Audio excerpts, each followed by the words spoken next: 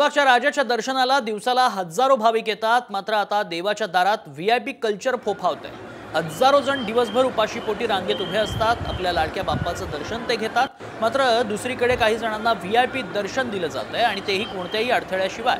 अगदी आरामात फोटो काढले जात आहेत, सेल्फी घेतले जातात आणि त्यापासून काही अंतरावर सुरक्षा रक्षकांचा मुजोरपणा सुरू असल्याचं पाहायला मिळालं। हे कधी थांबणार असा सवाल उपस्थित झालाय। या सगळ्या घटनेचा व्हिडिओ सोशल मीडियात प्रचंड व्हायरल होतोय, असा सवाल भाविकांनीच उपस्थित केलाय।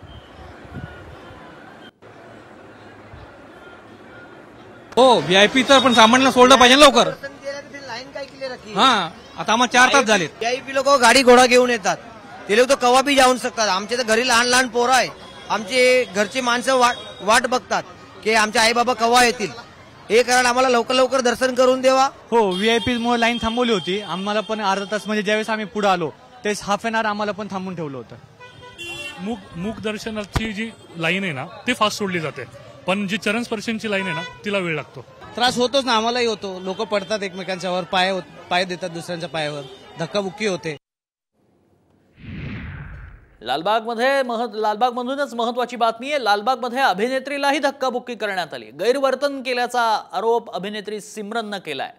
इंस्टाग्राम अकाउंटवर तिनं व्हिडिओ शेअर केला। आईलाही धक्काबुक्की केल्याचा सिमरननं आरोप केलाय। लालबागमध्ये केवळ सर्वसामान्यांनाच वाईट अनुभव येतो असं नाही, तर अभिनेत्री सिमरनलाही गैरवर्तनाचा अनुभव आलाय। तिने इंस्टाग्रामवर व्हिडिओ शेअर करत तिच्या भावनांना वाट मोकळी करून दिली आहे। बाउन्सर्सनी तिला आणि तिच्या आईला धक्काबुक्की केल्याचा आरोप सिमरननं केला।